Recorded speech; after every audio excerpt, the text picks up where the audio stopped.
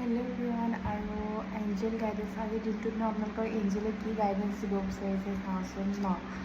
এঞ্জেলৰ গাইডেন্সটো বহুত ইম্পৰ্টেণ্ট হয়, তো যিসকলে এঞ্জেল গাইডেন্স বিচাৰিছে তেওঁলোকৰ কাৰণে মই এঞ্জেলৰ গাইডেন্স লৈ আহিছোঁ।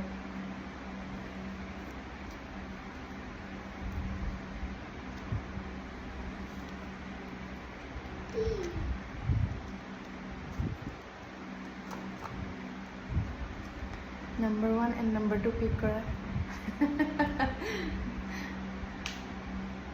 Number 1 and number 2 pick কৰা।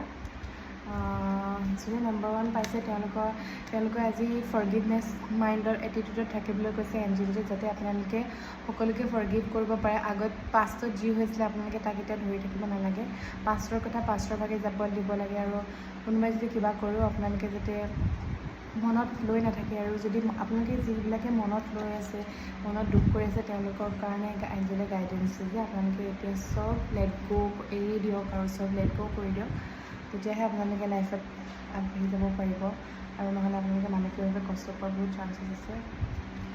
আৰু যিসকলে কাৰ্ডটো পিক কৰিছে তেওঁলোকৰ কাৰণে এঞ্জেলে গাইডেন্স দিছে যে আপোনালোকে ইমানতে নৰখিব, আপোনালোকে যি কণ্টিনিউ কৰি আছে সেইটো বহুত ঠিক কৰি আছে। চ' আপোনালোকে যেনেকৈ আছে তেতিয়া এইটো বৰ্তমান স্থিতিটো আপোনালোকৰ কাৰণে ঠিক, আপুনি যেনেকুৱা তেনেকৈ থাকিব পাৰে, আপোনালোকে যি কৰি আছে সেইটো কামতে আগবাঢ়ি থাকিব পাৰে। Bye bye. আৰু ডিটেইল ৰিডিঙৰ কাৰণে আপোনালোকে মোক কণ্টেক্ট কৰিব দেই।